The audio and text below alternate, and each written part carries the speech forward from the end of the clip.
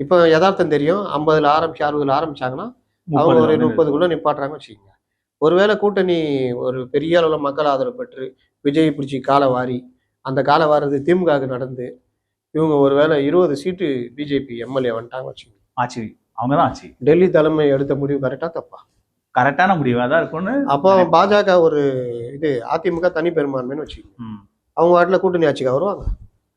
கூட்டணி ஆட்சிலாம் ஒத்துக்க மாட்டாங்க. டிஎம்கே ஐடிஎம்கே பொறுத்த வரைக்கும் தனி பெரும்பான்மை கூட்டணி ஒத்துக்க மாட்டாங்க. அப்புறம் எங்க கூட்டணி வரும்? ஆனா கரெக்ட். பட் அதுக்கு முன்னாடி ஒரு ஸ்டெப் என்னன்னா, நீங்க ஆட்சி இப்படி அதுக்கு முன்னாடி அண்ணாமலை தொடர்ச்சியா இப்படி பேசிட்டே இருக்கிறது, அவங்க ஆட்களுக்கே வந்து இந்த மாதிரியான விஷயங்கள் பேசுறது, அது தனி. அதெல்லாம் பேசும்போது கூட்டணிக்குள்ள எடப்பாடி என்னடா ஒரு மாதிரி அவங்களுக்கு அவசரமா இருக்காதா? தேவையில்லாம நம்மளே அடிக்கிறாப்ல, பாஜக ஆட்சின்னு சொல்லி நம்மளையும் வெறுப்பேத்துறாரு, கூட இருக்கிறவங்களையும் இது பண்றாருங்கும் போது. நானு முதல்ல இந்த நிலைமையை வளர்க்கறதுக்காக தான் இதெல்லாம் சொல்லிட்டேன். இந்த கால்குலேஷன் இந்த விஷயங்கள்லாம் சொல்லிட்டேன். இப்போ இந்த கூட்டணி எல்லாம் அமைஞ்ச பிறகு இருக்கிறதுல இப்ப பிரச்சனை டிஎம்கே விளையாடுது. நல்லா பண்றாங்க. தொல்லை ஒரு நாள் நிம்மதியா இருக்க கூட மாட்டேங்கிறாங்க. திடீர்னு ராமதாஸ் பிடிச்சி இழுத்து போடுறாங்க. அப்பா பிள்ளைக்குள்ள சண்டை மூட்டி விட்டாங்க. அது தனியா ஓடினுது.